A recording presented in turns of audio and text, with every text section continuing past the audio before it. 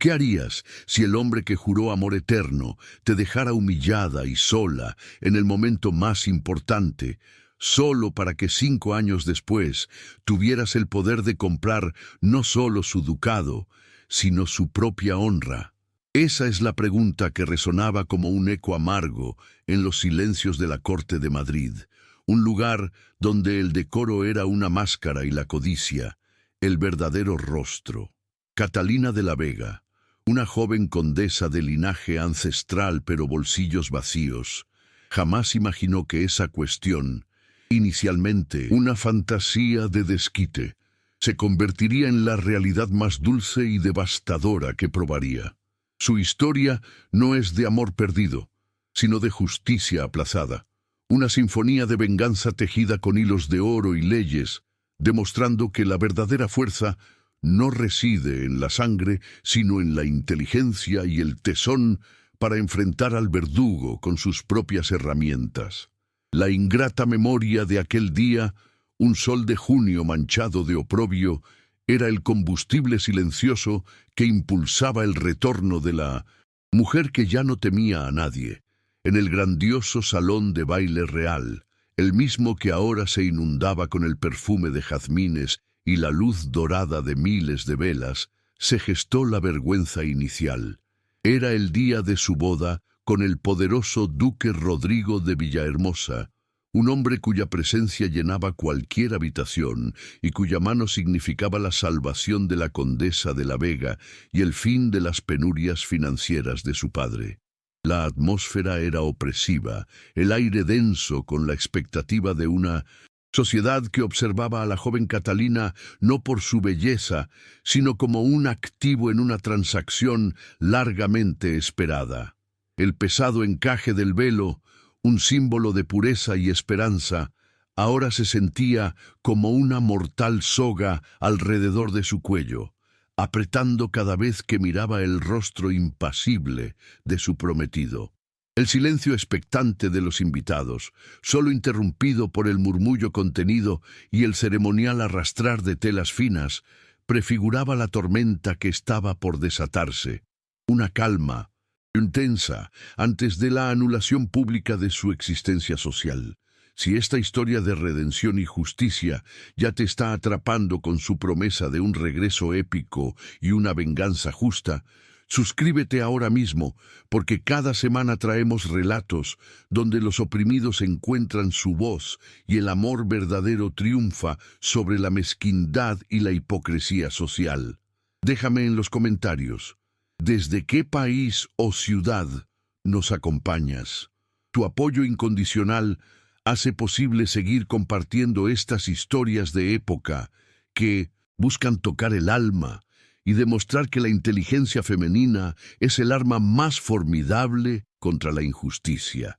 Continuemos ahora con el corazón en un puño, presenciando el momento exacto en que la vida de Catalina fue hecha pedazos, un sacrificio necesario para la mujer que estaba destinada a ser.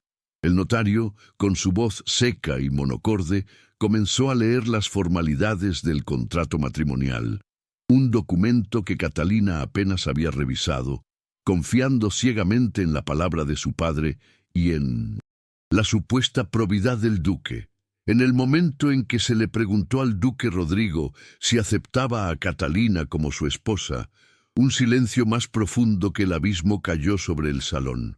El duque, cuyo rostro inmutable se había mantenido como una máscara de bronce, dio un paso atrás, un gesto tan pequeño como demoledor.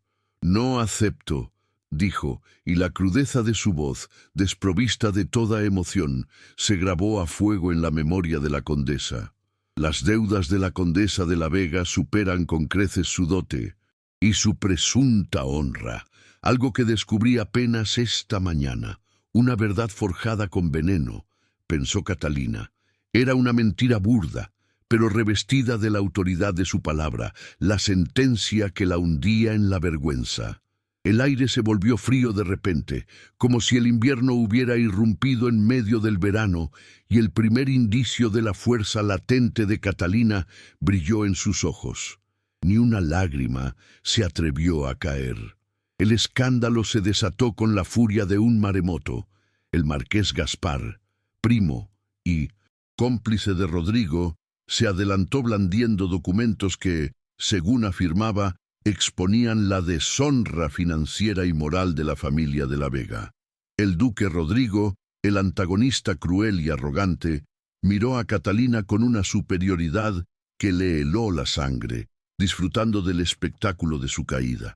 Su motivación era la ganancia ciega, su método, la humillación pública. Vuestro padre ha falsificado avales, condesa, y la deshonra de vuestro linaje es tan grande que ni mi título puede limpiarla. Solo la venta inmediata de vuestras tierras, aquellas ricas en inexplorados minerales, podrá saldar esta afrenta. Ahora, marchaos, sentenció. El peso de lo que estaba en juego, las últimas propiedades familiares, era inmenso, y Catalina entendió que el duque no solo había quebrado su corazón, sino también el destino de su estirpe con una crueldad metódica y fríamente calculada. La impotencia momentánea de Catalina se materializó en el temblor casi imperceptible de sus manos, que sostenían un ramo de rosas blancas que parecían marchitarse bajo la luz de la desgracia. Su padre, un hombre de voluntad débil que no pudo soportar el peso de la vergüenza, se desmayó en un rincón, dejando a su hija sola ante la jauría de miradas de la corte que disfrutaba de su caída. Ella se mantuvo erguida, la cabeza alta, a pesar de la punzada en el pecho que amenazaba con destrozarla. No se humilló ni rogó. Simplemente observó la escena con la memoria fotográfica que siempre le había servido para memorizar cifras, y ahora grababa cada rostro, cada gesto de desprecio. Esa dignidad inquebrantable era la única posesión que el duque no podía arrebatarle. Un faro pequeño, pero firme en la noche oscura de su ruina. Una promesa tácita de que, aunque estuviera sola, no estaba derrotada. Entre la multitud hipócrita, un hombre se movió con una quietud que contrastaba con el caos. Era el barón Alejandro de los Ríos, un abogado respetado y noble de menor prestigio, cuya mirada severa parecía sopesar no solo el escándalo, sino también la injusticia que se cometía. Alejandro había intentado intervenir, pero la mano pesada del duque, sustentada por su vasta influencia, lo había silenciado con una sutil pero efectiva amenaza legal sobre sus propios asuntos. Aunque Catalina no lo notó en ese instante de dolor agudo, un lazo invisible de deuda de honor y admiración silenciosa se había forjado entre ellos, un pacto no verbal de un noble que no podía soportar la visión de la hipocresía de su clase triunfando sobre una víctima inocente. El duque Rodrigo, en su arrogancia, solo vio a un par de ojos juiciosos. No percibió al hombre que se convertiría en el único que comprendía la complejidad de su caída inminente. El catalizador inicial de la transformación de Catalina llegó con la orden despiadada del duque, su exilio a una remota propiedad rural en el sur, un lugar donde su vergüenza no manchara la sociedad de Madrid. El viaje fue largo y solitario, un camino de polvo y reflexión, pero al llegar a la antigua casona de su madre en las afueras de Cádiz, algo cambió. El aire salobre del mar trajo consigo no solo el olor a yodo, sino también la promesa de olvido y quizás de un nuevo comienzo. El encuentro forzado con ese exilio, lejos de ser el fin, fue el principio de una búsqueda. La joven, al rebuscar entre los viejos baúles de su madre, una mujer que siempre había sido un enigma de fuerza contenida, encontró un pequeño cofre de cedro con un doble fondo. El cofre contenía una carta lacrada y varios documentos mercantiles. La carta, escrita con una letra elegante, revelaba que la madre de Catalina había sido una negociadora astuta, dueña de una red mercantilista en América Latina, cuyo secreto había guardado celosamente para proteger a su hija del mundo despiadado de la aristocracia. La madre explicaba que las deudas no eran el problema, sino la codicia del duque por las tierras ricas en minerales, el verdadero propósito de su farsa nupcial. En ese momento de descubrimiento, Catalina leyó la primera línea de la carta. Tu inteligencia es tu verdadero dote, hija mía. Era la revelación de un poder oculto, una herencia de ingenio que superaba cualquier riqueza. El primer contacto entre el duque y Catalina se había centrado en el oprobio, pero su regreso se centraría en el poder, y la tensión que se gestaba era la de una justicia largamente esperada. Catalina arrojó el anillo de noivado por la ventana que daba al mar, un gesto simbólico de la muerte de la condesa, ingenua. Su mente, habituada a los números, comenzó a tejer un plan financiero de una complejidad que superaba la simple venganza, utilizando los documentos de su madre como primer hilo. ¿Cómo podría una mujer sola, deshonrada y exiliada, no solo recuperar su dignidad, sino adquirir el poder suficiente para despojar al duque de todo lo que valoraba, superando en riqueza y astucia a la sociedad entera que la había condenado? La promesa de revelación se acercaba, pues la transformación ya había comenzado en las costas de Cádiz, y el mundo de Madrid no tardaría en sentir el frío acero de su inteligencia. Los primeros días en la propiedad de Cádiz fueron un estudio de contrastes. El lujo de su pasado se enfrentaba a la austeridad de su presente, pero en lugar de lamentarse, Catalina se sumergió en los libros de contabilidad y las cartas de navegación. El ambiente era menos opresivo que Madrid. El sonido constante de las olas y el aroma salobre funcionaban como un bálsamo para el alma, herida, permitiéndole pensar con una claridad que la asfixiante atmósfera de la corte le había negado. Descubrió que la red mercantilista de su madre era compleja y rentable, especializada en el comercio de especias y metales preciosos entre Cádiz y el Nuevo Mundo. Este nuevo ambiente, marcado por el trabajo duro y la negociación constante, le exigió abandonar los modales suaves de la condesa y adoptar una fachada de frialdad y cálculo, observando la nueva jerarquía del mundo de los negocios, donde el linaje valía menos que la palabra dada y un contrato bien sellado. Su adaptación fue rápida y metódica, impulsada por la necesidad y su innata habilidad para los números. Los viejos marineros y comerciantes que habían trabajado para su madre se mostraron inicialmente escépticos ante la joven noble, pero Catalina, lejos de la indolencia que esperaban de una aristócrata, les demostró su inteligencia. En las primeras interacciones, en lugar de ordenar, hacía preguntas astutas sobre logística y costes, revelando una comprensión de la economía que solo se logra con años de práctica o una mente prodigiosa. Su primera victoria fue renegociar un envío de seda que estaba a punto de perderse por la ineptitud de un agente, salvando la inversión con una rapidez y lógica que asombró a todos. Ese pequeño triunfo reforzó su carácter, demostrándole que su verdadero poder no estaba en el título que le habían arrebatado, sino en su capacidad para tomar decisiones bajo presión y su memoria fotográfica, que registraba cada detalle de los contratos. Mientras Catalina se transformaba en la astuta empresaria doña Catalina en Cádiz, a cientos de kilómetros en Madrid, el duque Rodrigo mantenía su fachada de respetabilidad y poder. Su vida era una rutina marcada por las responsabilidades de su título, reuniones con banqueros, juicios en el tribunal y la constante necesidad de mantener la imagen de un hombre intachable. Sin embargo, detrás de las puertas cerradas de su ostentoso despacho, la presión era palpable.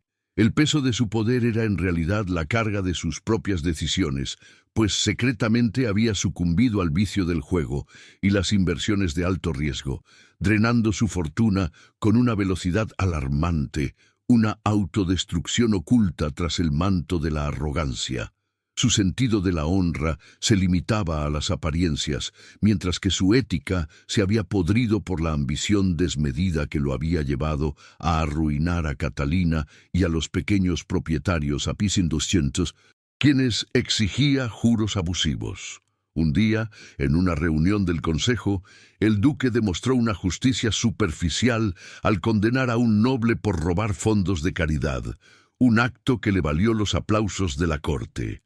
Pero el barón Alejandro de los Ríos, presente en la sala, notó la capa de dolor pasado en el rostro de Rodrigo, una fugaz expresión de vacío que revelaba que el poder y la crueldad no lo habían hecho feliz. Este interés genuino por la miseria humana, que Rodrigo negaba con sus actos, se enfocó de forma tangencial en Catalina, cuya historia de abandono era un murmullo constante en Madrid. El duque nunca consideró su destino, viéndola solo como un medio. El barón, en cambio, comenzó a investigarla no por amor, sino por una punzada de culpa y una admiración por su estoica forma de soportar la humillación pública, un respeto inicial que lo impulsaría a buscar la verdad. El mundo de Catalina y Alejandro se cruzó por primera vez, de manera indirecta, cuando ella, ya con una fortuna considerablemente ampliada en Cádiz, decidió enviar a su primer agente a Madrid para comprar una pequeña propiedad que el duque había puesto en subasta. Alejandro, actuando como abogado externo para el vendedor, se encontró con un contrato inusualmente limpio y ventajoso, negociado por una inversora anónima de una firma mercantilista de Cádiz. La primera conversación significativa, aunque fuera a través de documentos, fue un diálogo de intelectos. Catalina demostró una astucia legal inesperada, anticipando cláusulas que el duque usaba rutinariamente para defraudar. Alejandro, intrigado por la mente detrás de la transacción, no pudo evitar tratar a la gente de Catalina con un respeto inusual, reconociendo en la precisión y habilidad de la investidora una contraparte digna en un mundo legal repleto de mediocridad. La conexión entre la astuta inversora de Cádiz y el escéptico abogado de Madrid se profundizó cuando un joven agricultor, arruinado por los juros abusivos del duque, Rodrigo, buscó la ayuda de Alejandro. El barón, incapaz de romper legalmente el acuerdo injusto, observó cómo el mismo agente de Cádiz aparecía para comprar la deuda del agricultor, liquidándola con la mitad del precio original y devolviendo la tierra al joven. Este gesto de justicia inusual en los círculos financieros fue la primera vulnerabilidad compartida, de principios, no personal, entre Catalina y Alejandro. Él admiraba su moralidad, no paternalista, al usar el dinero no para la ganancia ciega, sino para desmantelar sistemáticamente la opresión del duque. ¿Quién es esta mujer que juega el juego de los hombres poderosos con la conciencia de un santo?, se preguntó Alejandro, sintiendo una conexión emocional con un fantasma. La amenaza creciente se manifestó cuando el marqués Gaspar, a instancias del duque, comenzó a investigar el origen del dinero que estaba salvando a sus víctimas, buscando cualquier mancha legal en la firma de Cádiz.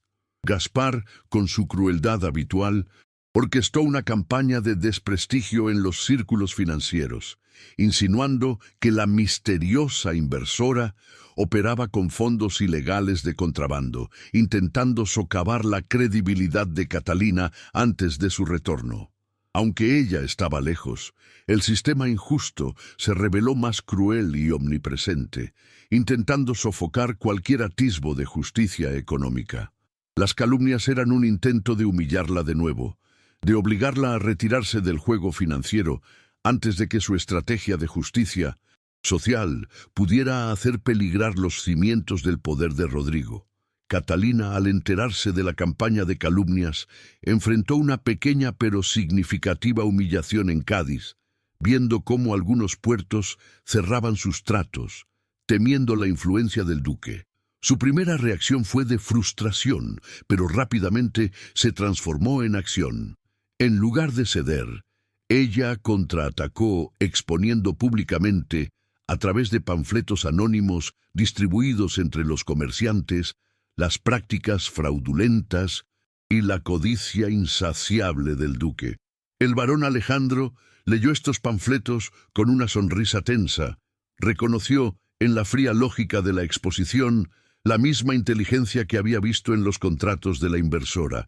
El duque, sintiéndose acorralado por un enemigo invisible, intervino con mayor agresividad, pero Catalina también actuó, usando la amenaza de exponer sus propios secretos financieros. La amenaza escaló cuando el duque, desesperado por conseguir liquidez para cubrir un mal negocio de apuestas, comenzó a vender activos familiares rápidamente, incluyendo un cuadro de incalculable valor que había sido parte de la herencia de la madre de Catalina. El agente de Catalina, bajo sus órdenes, compró el cuadro en la subasta, un acto que fue un golpe doble: adquirir una pieza emocional y al mismo tiempo hacer que el duque sintiera la presión de la mano invisible que controlaba sus finanzas. La pintura, un retrato de su abuela, se convirtió en un símbolo de lo que el duque estaba perdiendo por su propia avaricia. El barón Alejandro, que conocía la historia del cuadro, se dio cuenta de que la inversora anónima tenía una conexión personal con el duque, una promesa de cambio inminente que hacía temblar los cimientos de Madrid.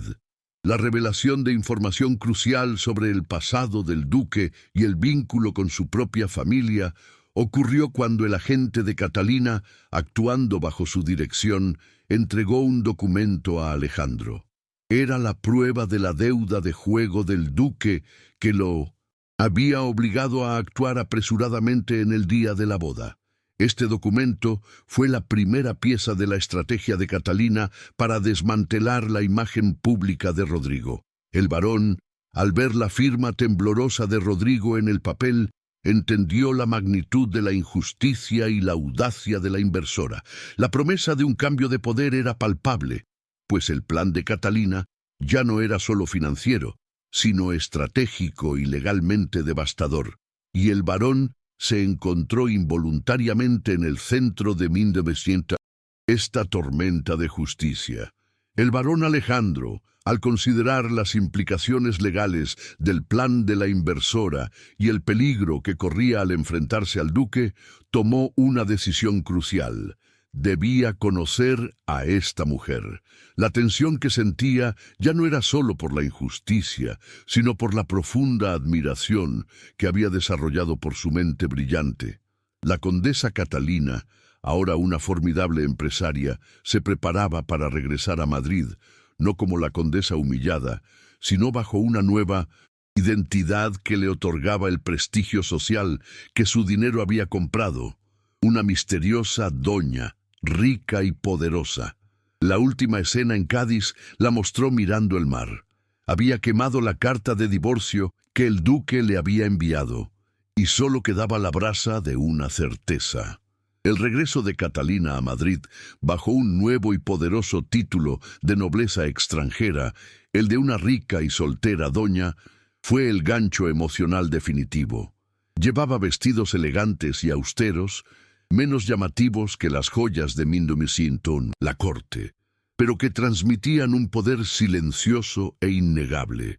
Su objetivo no era la venganza personal mezquina, sino la justicia social, comprar sistemáticamente las deudas de los pequeños propietarios arruinados por el duque. Este acto de caridad estratégica la hacía intocable para la sociedad y al mismo tiempo desmantelaba el poder de su enemigo.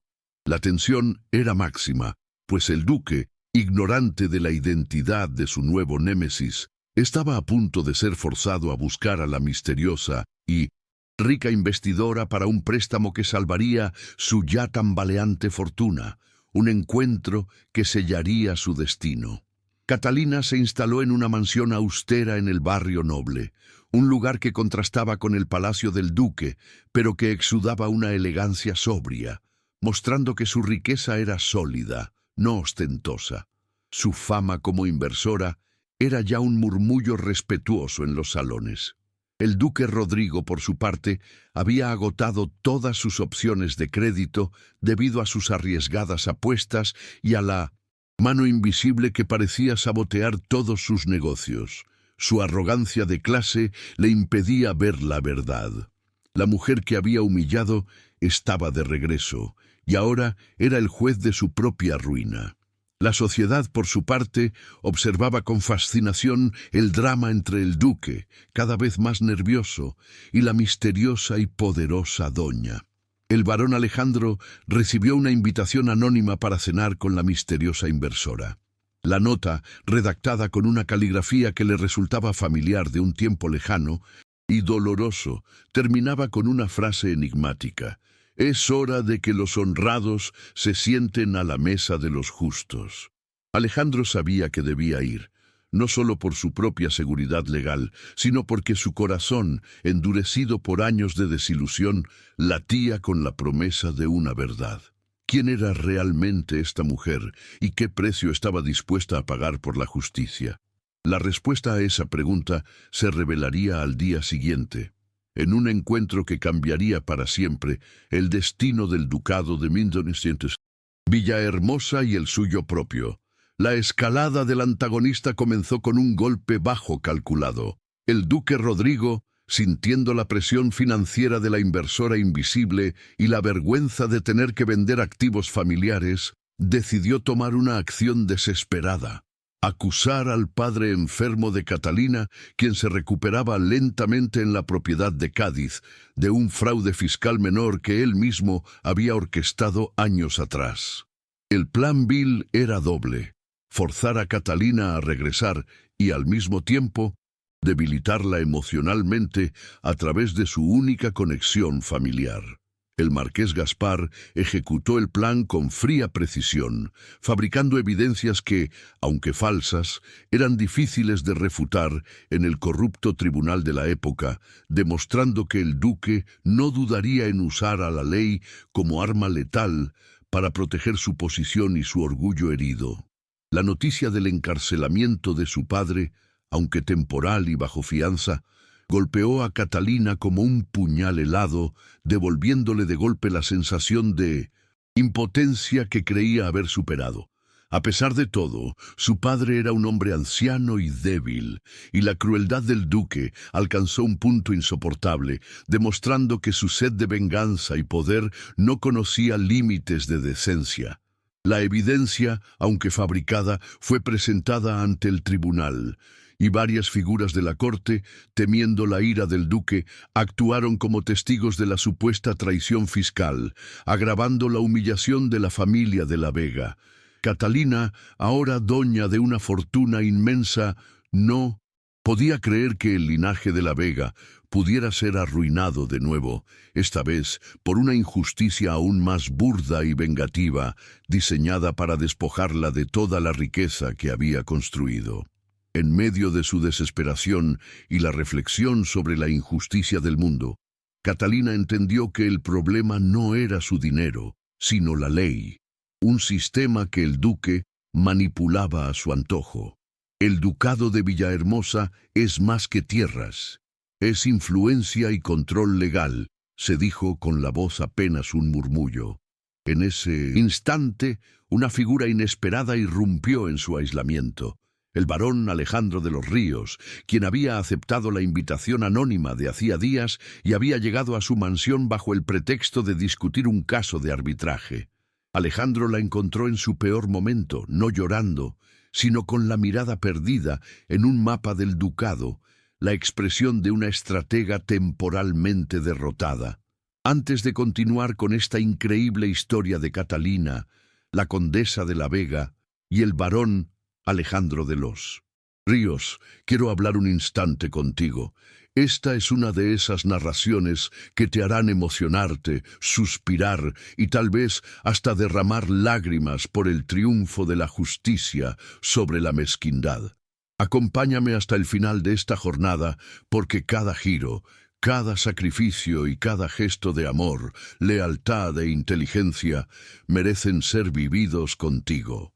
Cuéntame en los comentarios desde qué lugar del mundo estás escuchando este relato. Es hermoso imaginar esta historia llegando a tantos rincones diferentes, uniendo corazones a través de la emoción. Aprovecha y suscríbete a nuestro canal para seguir disfrutando de historias de época, siempre llenas de amor, aventura, intrigas y redención. Aquí, cada detalle está pensado para tocar tu alma y llevarte a viajar en el tiempo. Quiero agradecerte de corazón por toda la atención y el cariño que has dedicado a cada capítulo. Es por ustedes que todo esto tiene sentido y con ustedes quiero seguir compartiendo muchas otras jornadas emocionantes.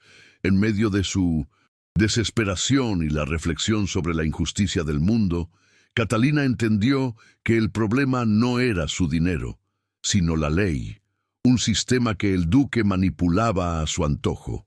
El ducado de Villahermosa es más que tierras, es influencia y control legal, se dijo con la voz apenas un murmullo. En ese instante, una figura inesperada irrumpió en su aislamiento. El barón Alejandro de los Ríos, quien había aceptado la invitación anónima de hacía días y había llegado a su mansión bajo el pretexto de discutir un caso de arbitraje. Alejandro la encontró en su peor momento, no llorando, sino con la mirada perdida en un mapa del ducado, la expresión de una estratega temporalmente derrotada. Alejandro, con su honra rígida, no ofreció piedad, sino colaboración. El duque es legalmente inatacable, a menos que se ataquen los cimientos de su poder, declaró, manteniendo la distancia. Al principio, Catalina resistió su ayuda. Su orgullo herido por la primera humillación la hacía desconfiar de cualquier noble de Madrid, especialmente de uno que había estado presente en su caída. Ella lo miró con escepticismo, preguntándole por qué un hombre de su prestigio se arriesgaría por una mujer deshonrada. Él, con una franqueza inusual para la aristocracia, compartió una pequeña pero importante revelación. Su hermana había sido víctima de una traición similar por otro noble, y él no pudo protegerla. Esa culpa me persigue. No busco amor, busco redención de mi propia cobardía, confesó, invirtiendo de inmediato la dinámica de poder entre ellos. La conversación se convirtió en un acuerdo formal. Catalina, reconociendo la inteligencia legal de Alejandro, propuso una tregua. Ella le daría acceso a sus documentos y él encontraría el resquicio legal que la salvaría a ella y a su padre. La revelación más importante de Alejandro fue que él era el único que entendía las complejas leyes de herencia de su propio título y el elo legal más débil del duque, una antigua cláusula que él estaba intentando explotar para su propio beneficio. Alejandro sabía que el duque, en su arrogancia, había sobreestimado su conocimiento legal. El barón le entregó un documento sellado, una promesa que vinculaba sus destinos. Si ella lo ayudaba a proteger su propio linaje, él dedicaría su vida a ayudarla a demoler el de Rodrigo. Durante días, trabajaron juntos en el despacho austero de Catalina, donde los contratos se apilaban como montañas de oro y papel. La sinergia entre la mente matemática y mercantil de ella y el intelecto legal brillante de él era palpable. La gran descubrimiento catalizadora se produjo cuando Catalina, usando su memoria fotográfica, comparó el documento de deuda de juego del duque que Alejandro había conseguido con el contrato de compraventa forzada de las tierras de su padre 5 años antes. Encontró un error sutil en la redacción, un vacío legal que el duque había usado para arrebatar las tierras y un error similar en su propio documento de juego. El duque siempre comete el mismo error.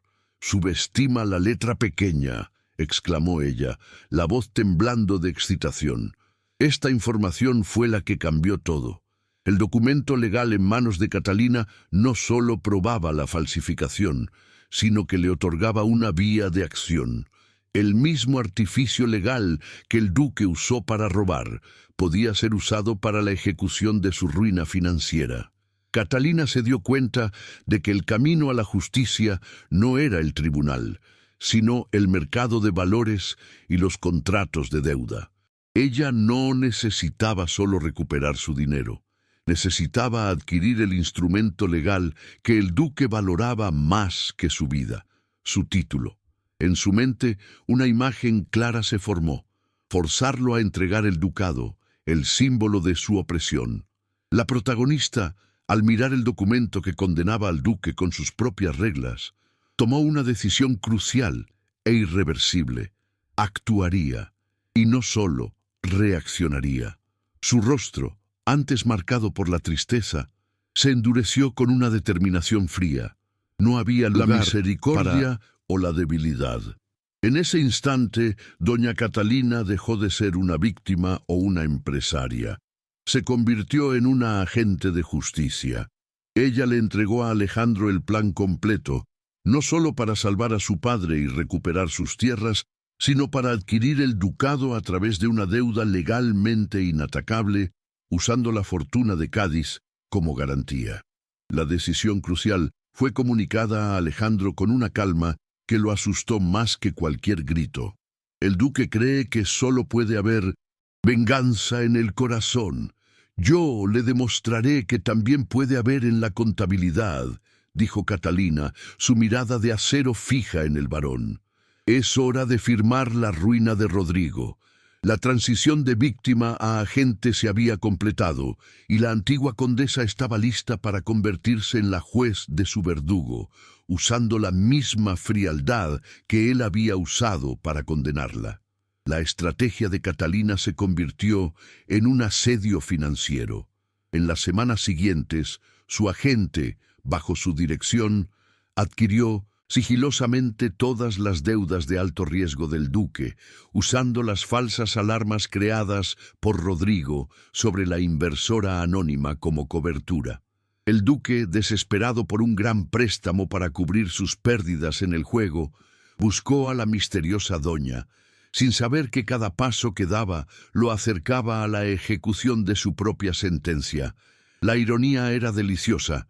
El hombre que la había humillado ahora iba a suplicarle un préstamo, sin saber que estaba pidiendo la soga con la que sería ahorcado.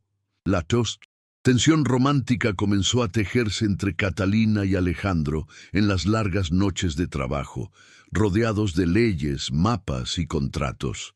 El respeto intelectual era el cemento de su conexión.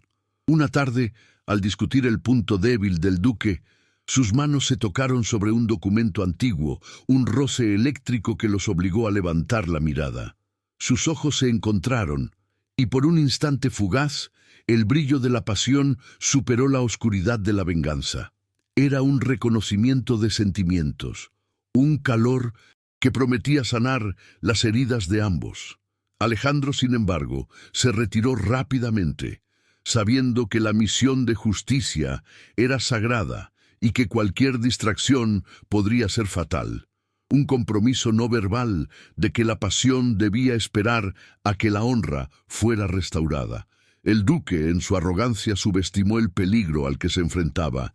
Intentó usar la ley de honra para incriminar a la misteriosa inversora por prácticas desleales, sin saber que sus propias leyes estaban a punto de volverse contra él.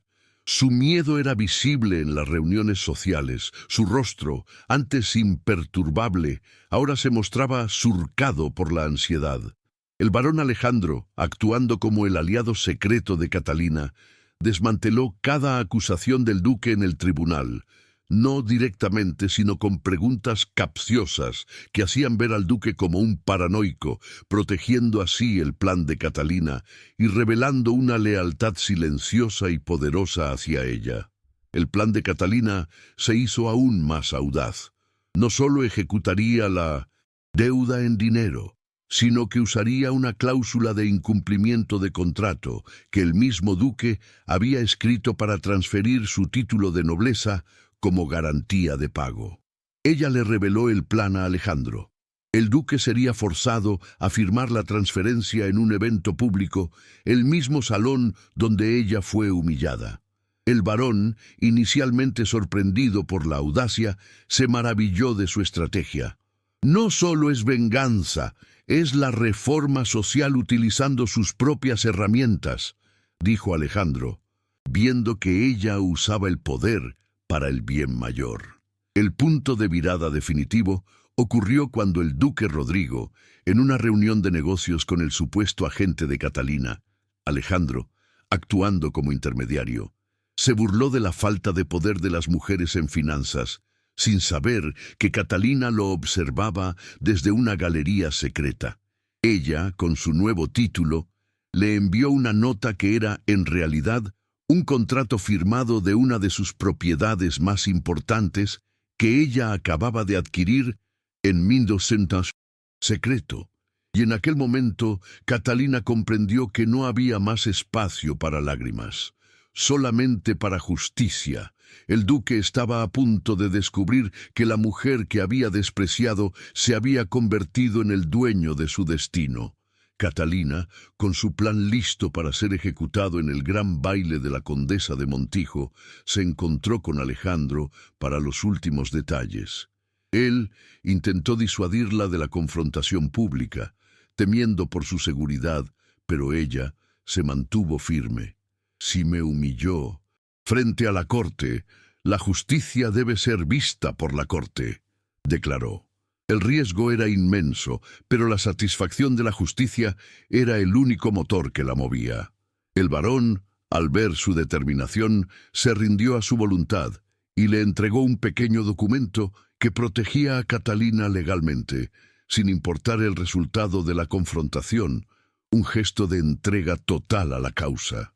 El duque Rodrigo, ignorando el peligro, envió una nota a la misteriosa doña, solicitando una reunión urgente para el préstamo que salvaría su fortuna. Su orgullo lo obligaba a aceptar el préstamo y su arrogancia le impedía ver la trampa. Su desesperación era la última pieza del engranaje de la venganza de Catalina. El escenario estaba preparado. El salón de baile real, el mismo lugar de su vergüenza, sería ahora el palco de su triunfo y de la caída del duque, ante los ojos de la misma sociedad que la había condenado 5 años atrás. La noche del baile se acercaba, y la ansiedad en Madrid era palpable, aunque por razones diferentes. La corte esperaba el encuentro entre la misteriosa doña y el duque en apuros. Catalina, en la calma antes de la tormenta, se vistió con un traje de terciopelo negro, un color que simbolizaba tanto el luto por su pasado como su poder inminente. El varón Alejandro la esperó en la entrada, su mirada llena de respeto y una promesa silenciosa. La joven condesa se había ido. Ahora era la doña, la estratega implacable, la personificación de la justicia económica. El plan completo estaba listo para ser activado. Catalina había anticipado cada movimiento del duque, usando su memoria fotográfica para recordar cada detalle de los contratos y las leyes de herencia. Alejandro había sellado cada resquicio legal, asegurando que la transferencia de la deuda fuera irreversible. El enfrentamiento final no sería con espadas, sino con plumas, y la victoria sería para la mente más astuta, la más implacable y, paradójicamente, la más justa. La escena final de este bloque la mostraba entrando en el baile, una visión de poder contenido, la respiración profunda. La preparación estratégica de Catalina para la noche del baile fue meticulosa, trascendiendo el mero detalle financiero para abarcar la percepción social. Ella desarrolló un plan de acción que incluía no solo la ejecución de la deuda, sino la difusión controlada de los secretos del duque, asegurando que su caída fuera no solo económica, sino total y socialmente devastadora. Su primera acción fue asegurar la lealtad de un par de funcionarios de bajo nivel en el tribunal, a quienes recompensó generosamente por proporcionar copias autenticadas de los documentos que probaban las deudas fraudulentas de Rodrigo con los pequeños propietarios. Buscó recursos, conocimiento y sobre todo aliados confiables, demostrando que su nueva riqueza era un medio para un fin mucho más grande que la simple venganza, una herramienta para una reforma social. Las primeras pequeñas victorias se manifestaron en la creciente incomodidad del duque Rodrigo, quien se veía obligado a acudir a citas con la misteriosa doña, siempre postergadas por ella con excusas perfectamente corteses. Catalina permitió que el duque tocara el fondo de su desesperación financiera antes de ofrecerle la cuerda. El barón Alejandro, con su intelecto legal brillante, le ofreció ayuda, revisando cada cláusula de los contratos de préstamo con un ojo clínico. Ella aceptó, pero mantuvo firmemente su agencia, asegurándose de que el acuerdo estuviera diseñado de tal manera que, si fallaba, el barón no sufriera las consecuencias legales. La responsabilidad final era solo suya, un gesto que demostraba la confianza y el respeto que sentía por su único aliado en Madrid. El segundo gran secreto del duque Rodrigo fue revelado a Catalina por Alejandro. El barón le confió que el duque, en su desesperación, había intentado forzarlo a entregar información sobre la estructura financiera de la inversora anónima, a cambio de una promesa de seguridad para las tierras de Alejandro que estaban bajo amenaza. Este acto de traición del duque, incluso contra un colega, solidificó la lealtad del barón a Catalina. Alejandro reveló además que el duque no solo era un jugador, sino que había desviado fondos de su propio ducado para cubrir sus deudas, un crimen que, si se probaba, le costaría el título más allá de la simple deuda. La conexión entre los pasados de Catalina y Alejandro se descubrió una tarde mientras él revisaba un antiguo mapa de las tierras de la Vega que ella había traído de Cádiz. El barón se dio cuenta de que su hermana, antes de su trágico matrimonio, había intentado comprar una pequeña porción de esas tierras a su padre, un gesto que indicaba que había planes para alejarse de la corte. La tragedia de Alejandro y la humillación de Catalina estaban unidas por la avaricia del duque, que siempre había codiciado esas propiedades. Esta revelación intensificó la misión. No era solo una lucha contra Rodrigo, sino la posibilidad de honrar a aquellos que habían caído víctimas de su mezquindad, reforzando la asociación de ambos con un propósito que iba más allá de lo personal. La información más vital sobre el punto débil del antagonista provino de un viejo contable del duque, quien, resentido por años de maltrato y miedo, contactó a Catalina a través de un intermediario. El contable reveló que el duque, en un intento de lavar dinero de sus ganancias de juego, había invertido una parte significativa de su fortuna en un negocio marítimo especulativo que estaba a punto de colapsar. La información fue la pieza faltante. La caída del duque no sería solo por la deuda, sino por el colapso de su fortuna, forzándolo a la bancarrota total. La complicación apareció cuando el marqués Gaspar, sospechando la conexión entre Catalina y Alejandro, contrató a un espía para seguir al barón. El nuevo obstáculo era la vigilancia constante, obligándolos a comunicarse a través de códigos sutiles y notas ocultas en libros de leyes, aumentando el riesgo y la tensión en sus encuentros. La cercanía forzada por la amenaza, sin embargo, solo sirvió para avivar la llama de su creciente afecto. El plan seguía en marcha, pero ahora se movía en las sombras, bajo la constante amenaza de ser descubierto y la certeza de que el duque utilizaría cualquier evidencia para incriminarlos. En una de esas reuniones secretas, en el austero despacho del barón, la tensión romántica alcanzó su punto máximo. Estaban inclinados sobre un mapa antiguo del ducado, sus cabezas casi tocándose, discutiendo una cláusula de ejecución. La fragancia del vetiver y la menta del barón se mezcló con el sutil perfume de sándalo de Catalina. Él levantó la cabeza, sus ojos grises fijos en los de ella, y por un instante el intelecto dio paso a la emoción. Se inclinó, y el momento de casi beso se sintió como una eternidad, una promesa de sanación. Fue interrumpido por el sonido abrupto de un carruaje que se detenía en la calle. forzándolos a separarse con una respiración contenida y el corazón latiendo al unísono, el peligro inminente actuando como un catalizador de la pasión.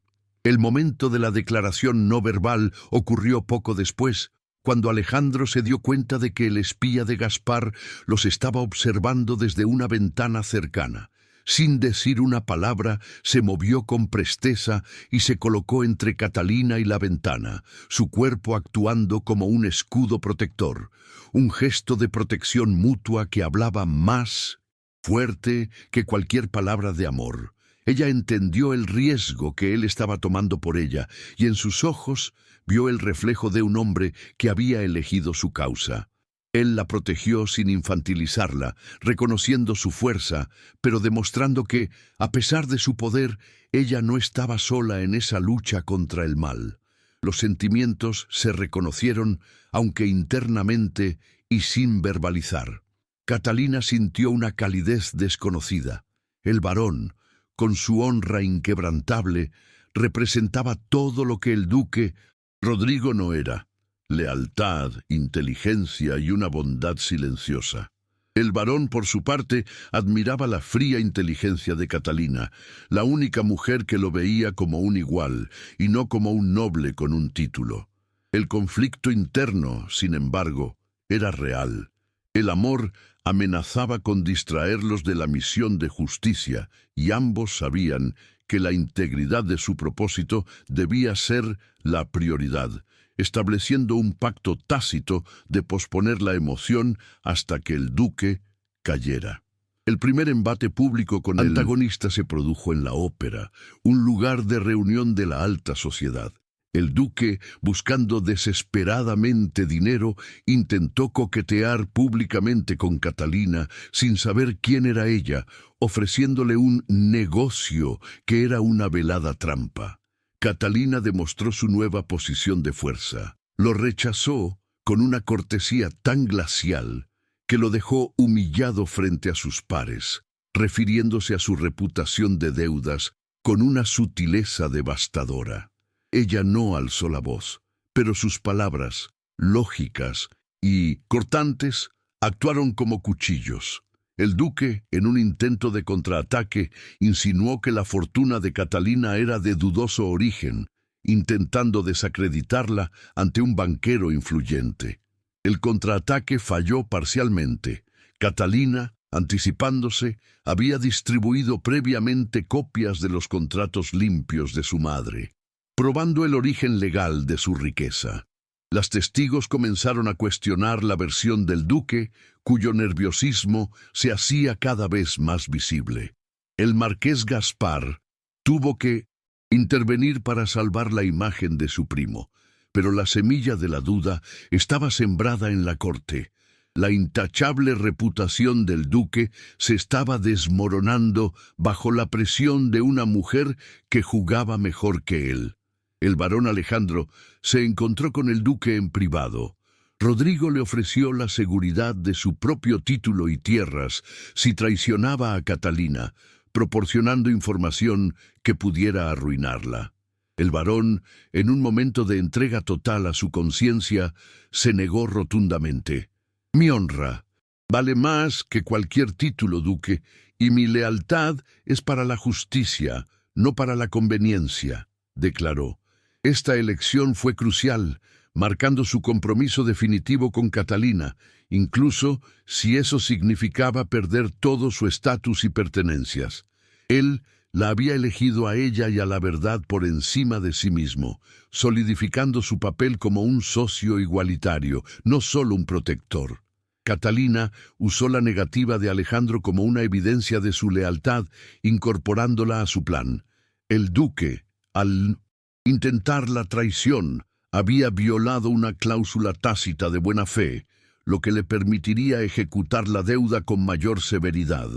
El plan completo estaba listo, no solo para despojarlo de su dinero, sino de su título ducal, usando el mismo vacío legal que él había usado para su propia ventaja, transformando su ducado en un símbolo de la justicia. La noche del baile era el momento final. el instante en que el mundo vería la transformación total de la condesa de la Vega. La calma antes de la tormenta se apoderó de Catalina. Ella y Alejandro se encontraron en la terraza de su mansión. Ella le agradeció su lealtad, no con palabras, sino con una mirada profunda que transmitía la certeza de un futuro compartido. La promesa entre los protagonistas fue silenciosa, una comprensión mutua de que, después de esa noche, su conexión no podría ser ignorada. El duque, por su parte, se dirigía al baile convencido de que conseguiría el préstamo, sin saber que iba a la ejecución de su propia sentencia, un cordero que caminaba al matadero por su propia avaricia. El duque, al llegar al palacio de la condesa de Montijo, se encontró con una nota de la misteriosa doña, citándolo en un ala privada del salón para firmar los documentos del préstamo.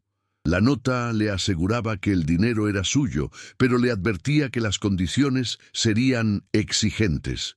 Esta promesa de dinero inminente le hizo ignorar la punzada de peligro. La condesa de Montijo, anfitriona del baile, era conocida por su amor al drama, y la sala estaba preparada para ser el escenario perfecto de un escándalo que pasaría a la historia de Madrid. La noche del baile sería la última vez que alguien dudaría de quién era Catalina de la Vega, la mujer que había regresado con el poder de cambiar no solo su destino, sino el destino de muchos. Su entrada al salón, al brazo del barón Alejandro, fue un estudio de contención y poder. Todos los ojos estaban puestos en ella. El duque la observaba desde lejos, con una mezcla de desesperación y codicia. El barón le apretó la mano con una firmeza que era una promesa de apoyo incondicional. La hora del ajuste de cuentas había llegado. El plan se puso en marcha con una precisión de reloj suizo. Catalina había organizado el encuentro de manera que varios testigos influyentes del tribunal y el consejo estuvieran cerca, fingiendo una conversación trivial en el ala privada. El duque llegó, radiante y arrogante, listo para firmar el préstamo. La escena estaba preparada. Tensión era palpable, y el destino de Rodrigo de Villahermosa estaba a punto de ser dictado por la mujer a la que había condenado a la miseria. La música se detuvo por un instante, un silencio dramático en el corazón del baile. Catalina, con una sonrisa fría que no llegaba a sus ojos, se dirigió al duque con la pluma en la mano, lista para el acto final.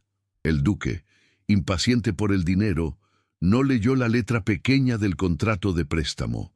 No sabía que el documento no era un acuerdo de crédito, sino la ejecución de la deuda total que él le debía a la condesa por la humillación y el fraude de 5 años atrás. La revelación sería pública e inmediata, un golpe que no podría resistir. El barón Alejandro se colocó estratégicamente cerca de la mesa de firmas, su rostro severo anticipando el drama inminente. Él sabía que el momento era peligroso, pero necesario. La justicia, para ser efectiva en ese mundo de hipocresía, debía ser pública y humillante.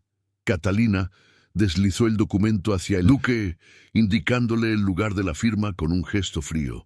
Los testigos se acercaron, atraídos por la curiosidad. El duque estaba a un solo trazo de la pluma, de firmar su propia ruina y la transferencia de su ducado. El duque tomó la pluma, con la respiración entrecortada por la desesperación. Catalina lo miró a los ojos, su mirada de acero transmitiendo la frialdad que él le había enseñado 5 años atrás.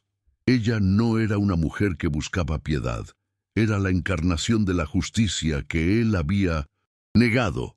La victoria no sería solo para ella, sino para todos los arruinados por la avaricia de Rodrigo. La pluma tocó el pergamino, un sonido sutil que sellaría el destino de una era. La atmósfera del gran baile de la condesa de Montijo estaba cargada de una expectación casi tangible, la luz de los candelabros creando un escenario dramático para el inminente ajuste de cuentas. Los músicos tocaban valses elegantes, pero bajo la superficie, la corte entera murmuraba sobre la misteriosa inversora y la desesperación financiera del duque Rodrigo. La llegada de Catalina al brazo del barón Alejandro fue la culminación de su transformación. Vestida con un traje de terciopelo negro y detalles de encaje que le daban una aura de poder frío, ella no parecía una noble, sino una deidad de la justicia descendida para juzgar. Las reacciones fueron inmediatas. El duque la miró con una mezcla de codicia y alivio, sin reconocer a la condesa que había humillado, mientras los invitados se dividían entre la admiración y el temor ante su innegable presencia. La atención se concentró en la pequeña sala de recepción, donde Catalina había citado al duque para la firma. El duque, impaciente y arrogante, tomó la pluma sin leer los términos. Catalina inició el confronto verbal con una voz calmada, pero cargada de intención.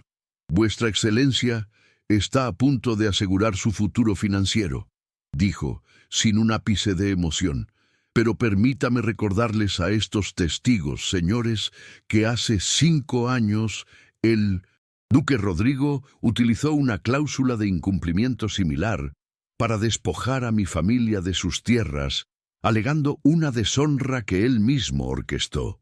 El duque intentó detenerla, pero la condesa, ahora fría y calculadora, le entregó una copia de los documentos que probaban la falsificación de la deuda original. El duque, al ver la copia de su propia falsificación, palideció, su fachada de nobleza resquebrajándose. Intentó defenderse con furia, acusando a Catalina de difamación y de prácticas usureras, pero era demasiado tarde. El barón Alejandro intervino con precisión legal, presentando una segunda prueba a los testigos, el documento de deuda de juego del duque. Vuestra señoría, la supuesta deshonra de la condesa de la Vega se debió a que usted necesitaba saldar estas deudas desviando su avaricia hacia tierras ricas en minerales, no por falta de honra en ella, declaró el barón. La revelación pública del crimen fue un golpe maestro, exponiendo la verdadera motivación de Rodrigo ante la sociedad. El clímax alcanzó su punto máximo cuando Catalina deslizó el contrato de préstamo final al duque. «Firme, Vuestra Excelencia», ordenó, con el mismo tono gélido que él había usado 5 años antes. «Este documento no es un préstamo, sino la ejecución de la deuda total que usted, duque, le debe a la condesa de la Vega por daños morales y restitución.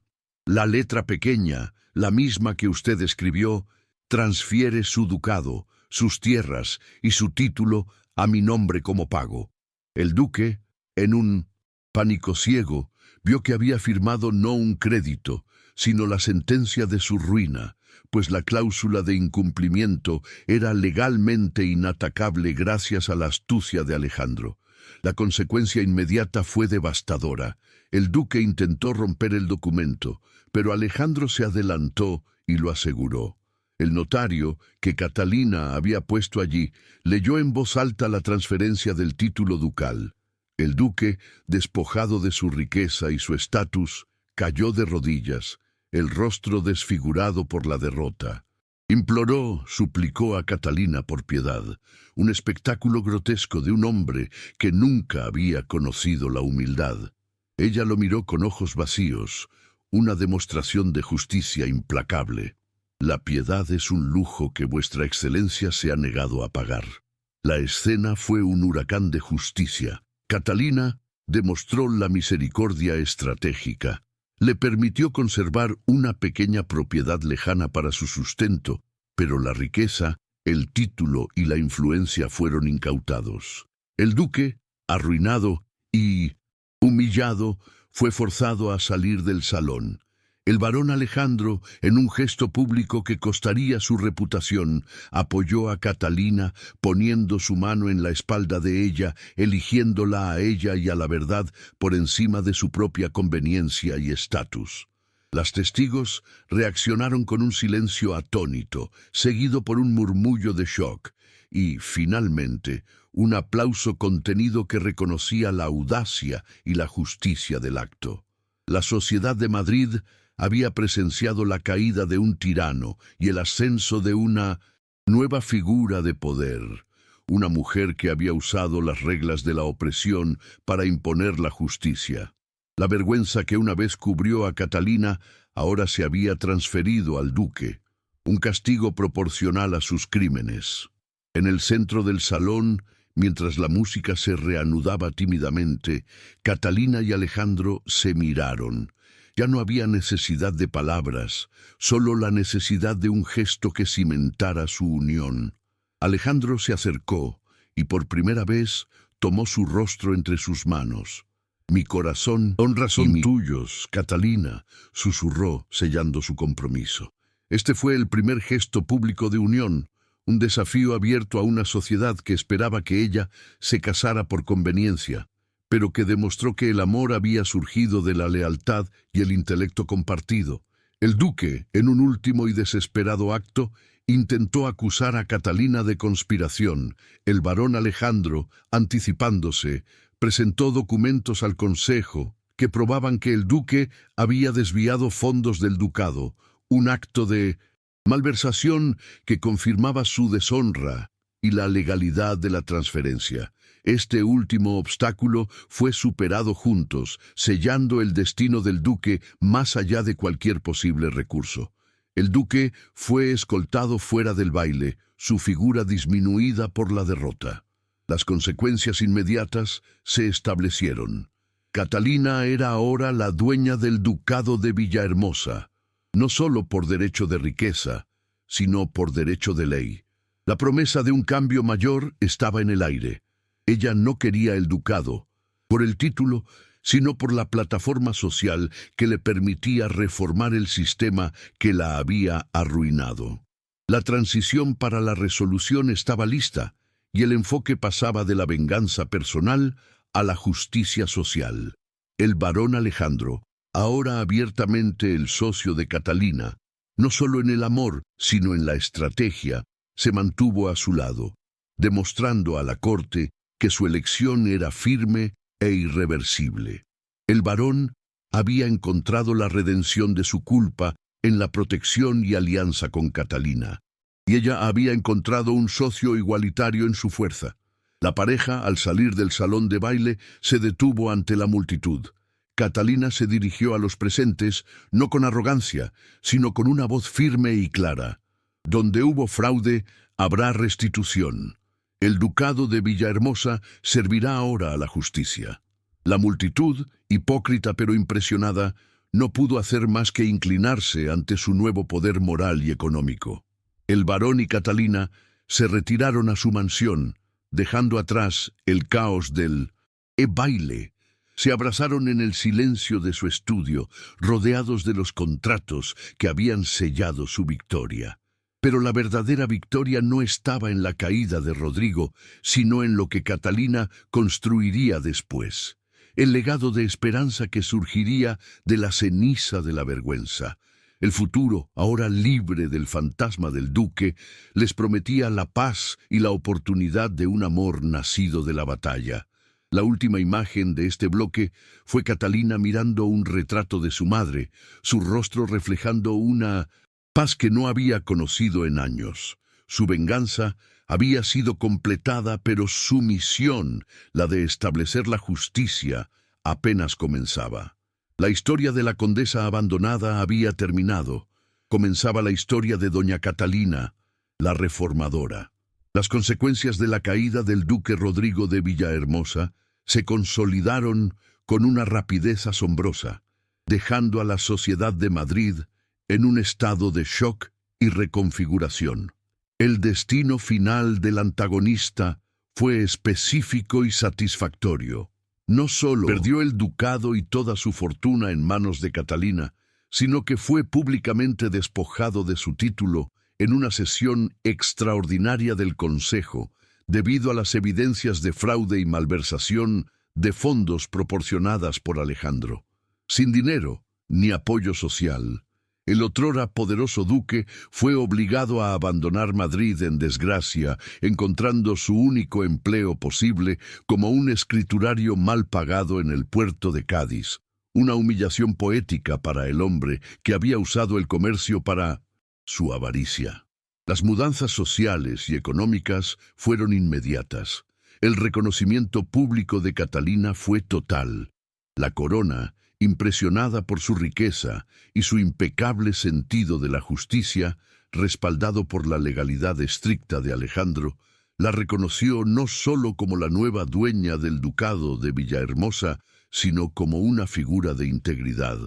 Ella recuperó el buen nombre de su familia y el dote original, pero su mayor ganancia fue la adquisición del ducado. Esto le dio la plataforma que necesitaba para la reforma, una victoria que trascendía lo personal para abrazar lo social y económico, demostrando que la ley, cuando se usa con rectitud, puede ser el instrumento más poderoso de la justicia. La primera escena de curación y renovación se desarrolló en la biblioteca del Palacio Ducal. Catalina y Alejandro se sentaron juntos, rodeados de libros y contratos, una imagen de poder y calma. Reflexionaron sobre la jornada recorrida. El varón confesando que la lucha por ella liberado de la culpa de no haber protegido a su hermana, encontrando redención en su lealtad a Catalina. Ella, por su parte, superó la vergüenza de la humillación al transformar ese dolor en el poder de la reforma. El primer gesto de vida normal, juntos, fue simplemente compartir una taza de chocolate caliente, un momento de quietud que simbolizaba la paz que por fin habían encontrado tras la tormenta. Su relación se estableció en un cimiento de respeto mutuo, inteligencia compartida y lealtad. Alejandro, el hombre que había protegido su honra con su intelecto, se convirtió en su consejero de confianza.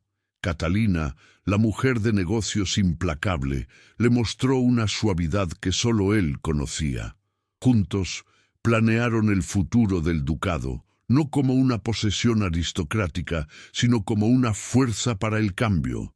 La unión de sus habilidades, la estrategia económica de ella y la astucia legal de él, prometía una alianza de poder que reformaría el tejido social de Madrid, comenzando con las tierras que el duque había arruinado.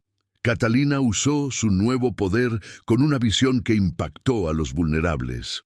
El ducado de Villahermosa fue transformado en el Fondo de Justicia Catalina, una institución de microcrédito y educación legal para los pequeños propietarios endividados y las mujeres desfavorecidas, ofreciéndoles las herramientas para combatir la opresión legal y financiera, las mismas que ella había usado.